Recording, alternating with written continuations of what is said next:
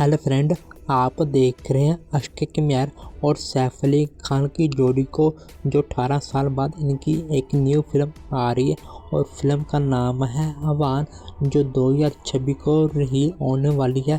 11 सितंबर 2026 को ये रिलीज होने वाली फिल्म है।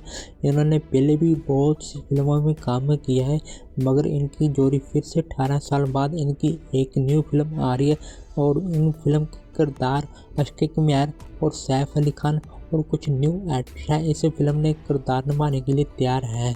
जी दोस्तों, अभी ये फिल्म मार्केट में नहीं आई, मगर आपको इसकी कहानी हम बता रहे हैं और अभी ये फिल्म आने वाली है और हम आपको इसके बारे में बता रहे हैं।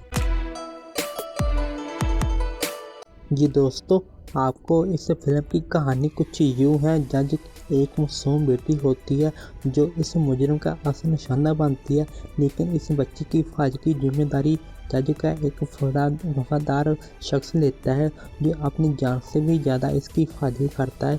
और उस शख्स का नाम होता है अक्षय कुमार, जो इस फिल्म की बच्ची की अपनी जान से भी ज़्यादा हिफाजत करता है और हर लम्हे इसकी हिफाजत करने की डाल बना रहता है।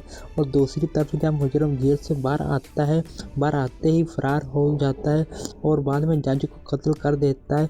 बड़ी सफाई से इसका निजाम अक्षय कुमार के सर आ जाता है और अक्षय कुमार के जो सर का निजाम आता है तो पुलिस अक्षय कुमार को तलाश करना शुरू कर देती है।